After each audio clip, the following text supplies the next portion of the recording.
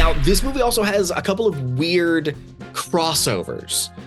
One is fairly obvious, and we'll start with that, is Little Mermaid. So Alan Menken wrote music for Little Shop, and Little Shop features something that is in most good musicals, which is what is referred to as an I want song. You know, it's them basically saying, hey, this is what I want out of my life, out of this. It's Somewhere Over the Rainbow from Wizard of Oz. It's Belle from Beauty and the Beast. It's Part of Your World from Little Mermaid.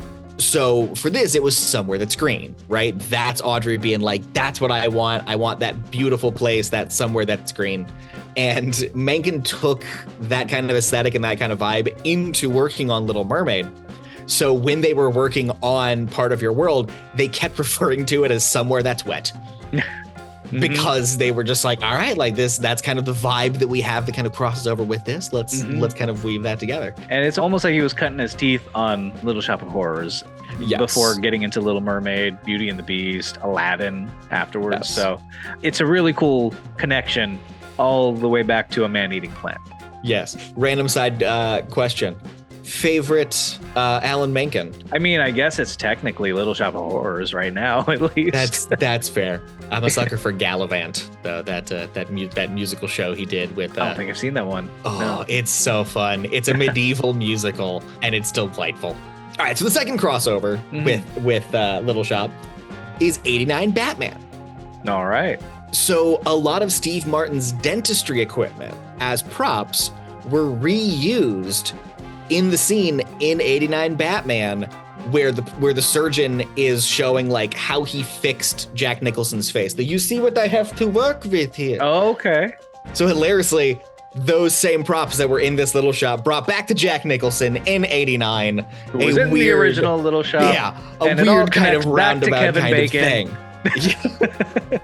This next crossover, though, is wild. So apparently, while they were shooting this, so they shot this whole thing in a soundstage, and the soundstage next door was little production, little indie movie, probably never. Aliens. Oh. Yeah, the James Cameron. Never heard of it. No, this little nothing movie. I hope that director's doing well. Me too. So Aliens had the stage next door. One of the original casting for Corporal Hicks in Aliens was James Remar. You know, we'll get into it in that episode, but like he was, you know, recast at some point. But while he was working on it, you know, they were doing a rehearsal in the stage, and he was kind of shooting off one of the fake guns, not realizing that it was loaded with blanks. So the burst of that, I think he was like right next to a wall. It actually tore through a wall between the two sound stages. Oh no! No one was hurt. There was obviously, but there was a hole between the Alien soundstage and the Little Shop soundstage for like a couple days in there while they were filming. Goodness. Which I think is kind of hilarious. So luckily nobody was hurt when that, you know, when that kind of blank blasted a hole in the wall.